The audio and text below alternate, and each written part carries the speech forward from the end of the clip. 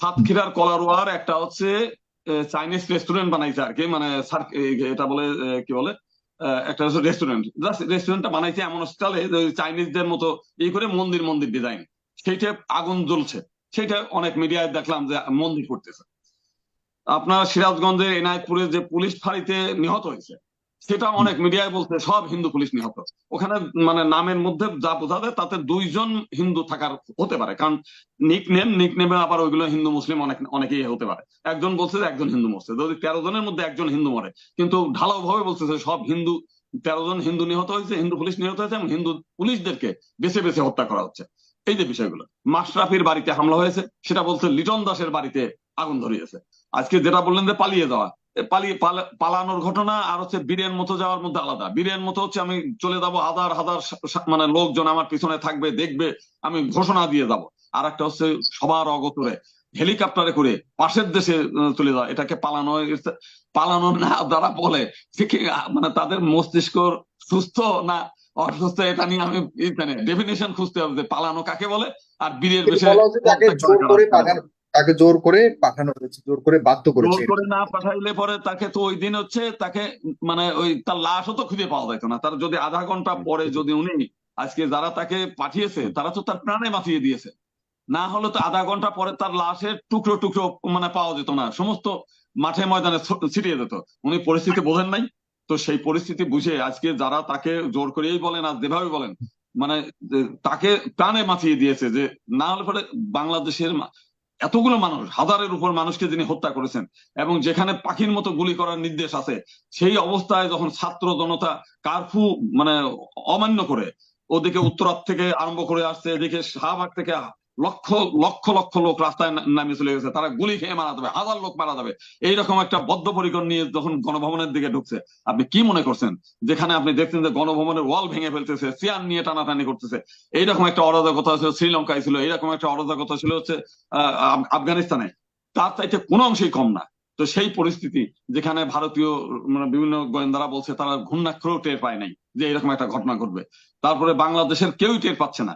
অথচ কিন্তু আমরা কিন্তু বুঝতে পারতেছি আরো 15 দিন আগের থেকে। আপনার এখানে টক শোতে অনেকেই বলছে তার এই মুহূর্তে পদত্যাগ করে চলে যাওয়া উচিত।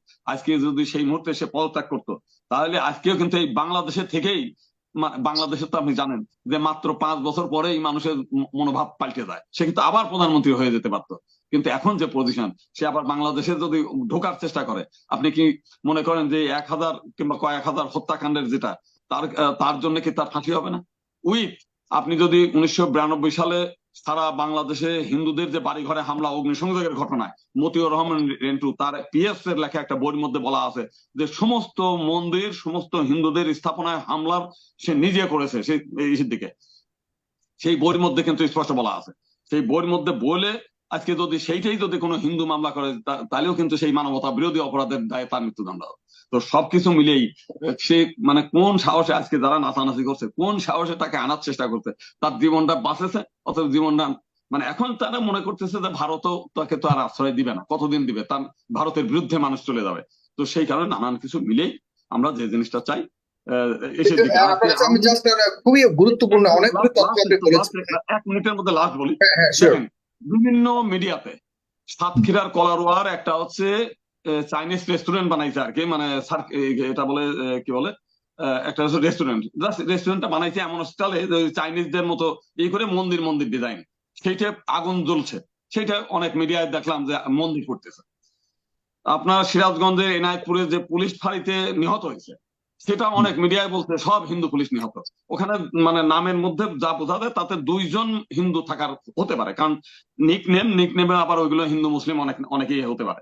একজন বলছে যে একজন হিন্দু মরছে, যদি 13 জনের মধ্যে একজন হিন্দু মরে, কিন্তু ঢালাও ভাবে বলছে যে সব হিন্দু, 13 জন হিন্দু নিহত হয়েছে, হিন্দু পুলিশ নিহত হয়েছে, এবং হিন্দু পুলিশদেরকে বেছে বেছে হত্যা করা হচ্ছে। এই যে বিষয়গুলো, মাশরাফির বাড়িতে হামলা হয়েছে, সেটা বলছে লিটন দাসের বাড়িতে আগুন ধরিয়েছে।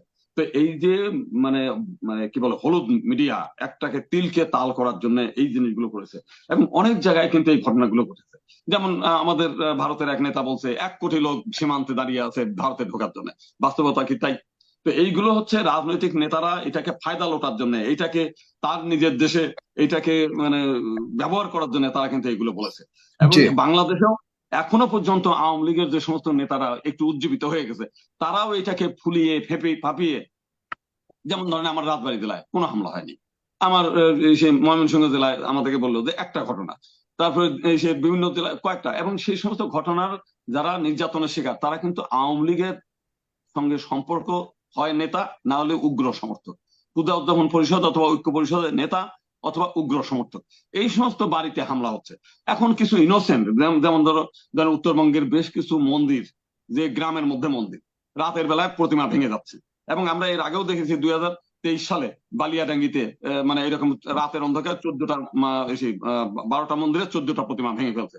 পরবর্তীকালে দেখা গেল যে ওইখানকার আওয়ামী লীগের কোন্দলের মধ্যে, নিজেদের দুই দ্বন্দ্বের মধ্যে এক পক্ষ আর এক পক্ষ ঘায়ল করার জন্য এই প্রতিমা ভেঙে এইগুলো করতেছে, যে কারণে এগুলো কিন্তু বিচার হচ্ছে না আওয়ামী লীগের আমলে।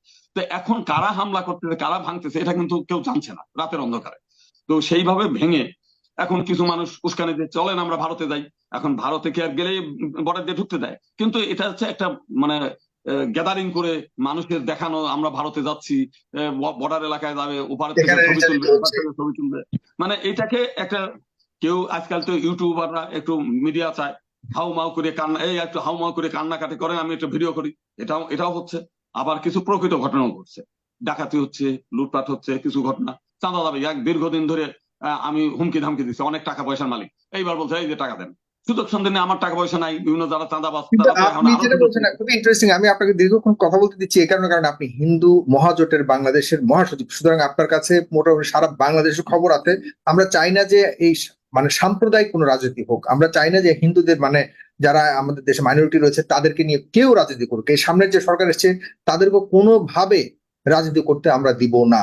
আপনার কাছ থেকে আপাতত এই যে খবরগুলি আপনি বলেছেন এগুলোর একটু সত্যতা জানতে চাই, যেটা পশ্চিমবঙ্গের বাংলার বিভিন্ন ধরনের মানে বিজেপির সম্পর্কিত যে টেলিভিশন গুলো হচ্ছে, আমি নিজের চোখে দেখেছি, তারা বলেছে যে পাকিস্তানি ইন্ধনে বাংলাদেশের জামাতে ইসলামের লোকেরা হামলা করছে, কিন্তু আপনি বললেন জামাতে ইসলামের লোকেরা আপনার মন্দির পাহারা দিচ্ছে, সেখানে কি মানে আমরা বুঝবো কি? আচ্ছা, এখন একটা বিষয় বলি, আমার হুম, বাড়ি যখন হামলা হয় তাহলে তো আমি প্রথম বুঝবো যে আমার বাড়িতে কে হামলা করলো। একজন ভারতের লোক যদি বলে দেয় যে তার বাড়িতে অমুক হামলা করছে, সেটা কি গ্রহণযোগ্য হবে না? আমার বক্তব্যটা গ্রহণযোগ্য হবে। বাংলাদেশের যে ঘটনাগুলো ঘটেছে, আপনার হিন্দু বৌদ্ধ খ্রিস্টান ঐক্য পরিষদ তারাই একটা লিস্ট করেছে কার কার বাড়িতে হামলা করেছে, এবং তারাই কিন্তু স্পষ্ট করে বলছে আওয়ামী লীগের হিন্দু নেতা, ক্ষুদা উদ্দমন পরিষদের হিন্দু নেতা। কিছু পরিবার আছে যেগুলো গ্রামে জমি জমা নিয়ে বিরোধ, এলাকায় হচ্ছে কিছু সুযোগ সন্ধানী লোক তো থাকেই।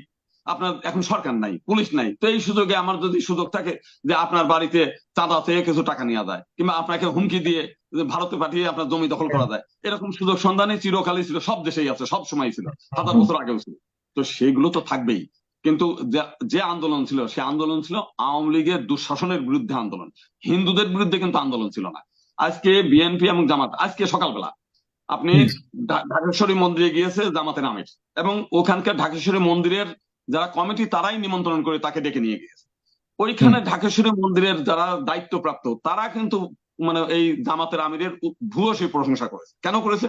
কারণ ওইখানে যারা ঢাকেশ্বরী মন্দিরের নেতারা ছিল প্রত্যেকেই আওয়ামী লীগের সঙ্গে যুক্ত, তারা সব পালিয়ে গেছে।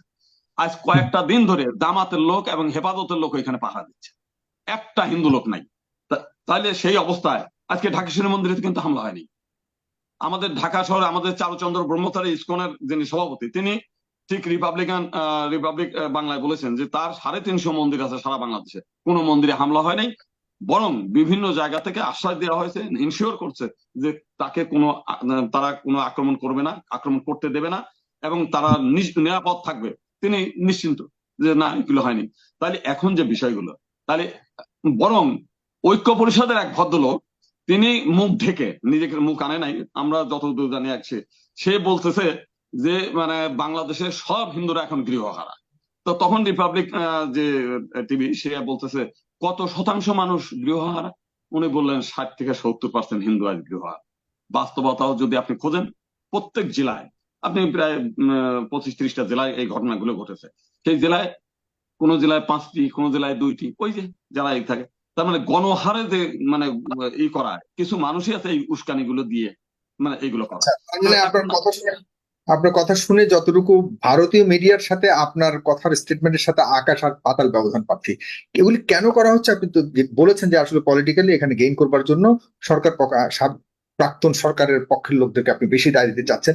কিন্তু আমরা যতটুকু আপনার স্টেটমেন্টে বুঝলাম যে আসলে বর্তমানে যে হামলাগুলি হচ্ছে এগুলির সাথে জামায়াতে ইসলাম বা বিএনপির তেমন কোনো সম্পর্ক, কিন্তু একটা ঘটনা যাই ঘটছে হতে পারত, তবে এগুলি স্বাভাবিকভাবে দেখতে যাচ্ছি যেভাবে ফলাফলে ছাপানো হচ্ছে এগুলির সাথে আমাদের দেশের বর্তমান পরিস্থিতির কোনো সম্পর্ক নাই। লাস্ট একটা কথা বলি, এই ঢাকেশ্বরী মন্দিরে জামাতের আমির একটা কথা বলেছেন লাস্টে, আমি ছিলাম, তিনি হুম। বলেছেন ঢালাও ভাবে আমাদের দোষারোপ করবেন না, আপনারা পাহারা দেবেন, আমাদের লোক পাহারা দেবে, যাকে যে হামলা করবে তাকে ধরবেন, এবং যে দলের হোক সেটা প্রচার করবেন, সত্যটা প্রচার করবেন। আমার দলের কোনো লোক যদি আমার দলের নাম ভেঙে ভাঙিয়ে অথবা আমার দলের কোনো কর্মী যদি কোনো জায়গায় হামলা করে, তাকে ধরে আমার কাছে দেবেন। এটার জন্য পুলিশ কি বিচার করবে, সরকার কি বিচার করবে, সেটা দরকার নেই। কি বিচার করিয়ে সেটা আপনাদের সামনে আমি করে দেখাবো, যে মানে জামাত ইসলামের কোন কর্মী হিন্দুর বাড়ি, হিন্দুর মন্দির, হিন্দু ব্যবসা প্রতিষ্ঠানে হামলা করেছে, তার মানে শাস্তি কতটা কঠিনতর হয় জনগণের সামনে আমরা দৃষ্টান্ত হিসেবে দেখিয়ে দেবো। তো এইরকম একটা কঠোর বাণী যেটা দিতে পারে, এবং আমরা দেখি বিএনপি থেকেও এই জিনিসগুলো করেছে এবং ইনশিওর করেছে, যে কালকেই দেখলাম কয়েকজনের বহিষ্কার করেছে। আমরা তো এই জিনিসটাই চাই। তো সেই জিনিসগুলো যদি হয় তাহলে তো আমরা সংখ্যালঘু যারা তারা নিরাপদ থাকবো। ধন্যবাদ।